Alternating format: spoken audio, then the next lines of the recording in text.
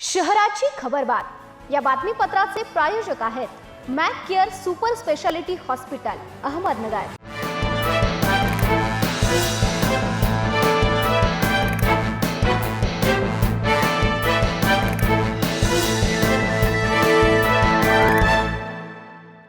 नमस्कार, मी पूनम न्यूज 24 सह्याद्रीमध्ये आपलं स्वागत। पाहूयात नगर शहरातील महत्त्वपूर्ण बातम्यांचा आढावा शहराच्या खबरबातमध्ये।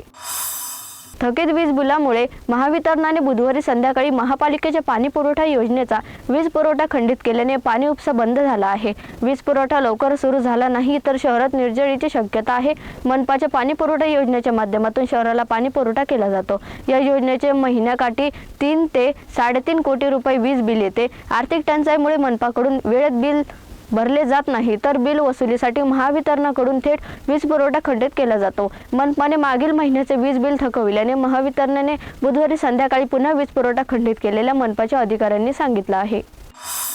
भंगार विक्रीच्या कारणावरून झालेला वाद सोडवण्यासाठी गेलेल्या महिलेला मारहाण झाल्याची घटना मल्हार चौकात मंगळवारी घडली। याबाबत जखमी अंजना अशोक गिरी यांनी दिलेल्या फिर्यादीवरून 6 जणांविरोधात कोतवाली पोलिसांना गुन्हा दाखल करण्यात आला आहे। फिर्यादी यांच्या मुलीच्या दुकानासमोर भंगार विक्रीवरून वाद सुरू असल्याचे फिर्यादी भांडण मिटवण्यासाठी गेल्या होत्या। त्या ठिकाणी 6 जणांनी लाथाबुक्क्यांनी मारहाण केली आहे। केडगाव येथील लालनगर भागात मोठी नागरी वसाहत असून येथे सांडपाणी वाहून जाण्यासाठी ड्रेनेज लाईन नाही तसेच रस्तेही नाही। त्यामुळे दैनंदिन जीवन जगताना नागरिकांना मोठा त्रास सहन करावा लागत आहे। घरांमधील सांडपाणी रस्त्यावर येत असल्याने दुर्गंधी निर्माण होऊन परिसरातील नागरिकांचे आरोग्य धोक्यात आले आहे। याबाबत तातडीने उपाययोजना करावी अशी मागणी या परिसरातील महिलांनी केली आहे।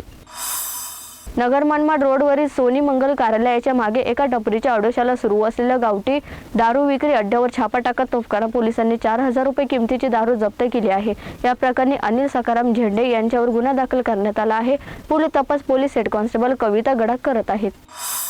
अहमदनगर शहरातील साविडी भागात नगर मनमाड रोडवर झोपडी कॅन्टीन परिसरात ड्रेनेज लाईनसाठी रस्त्याची एका बाजूची स्वादाई झाली आहे। गेल्या अनेक दिवसांपासून खोदलेला हा रस्ता तसाच आहे। त्या ड्रेनेजचे पाणी साचल्याने नागरिक दुर्गंधीत त्रस्त झाले आहे। त्याशिवाय अपघाताचा धोकाही आहेच। महापालिका व बांधकाम विभाग एकमेकांकडे बोट दाखवित असल्याचे तक्रार कोणाकडे करावी याबाबत स्थानिक व्यावसायिक त्रस्त झाले आहेत।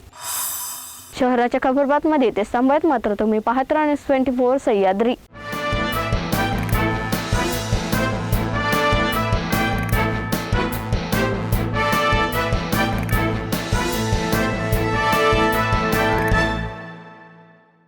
शहराची खबरबात या बातमीपत्राचे प्रायोजक होते Mac care super speciality hospital Ahmednagar.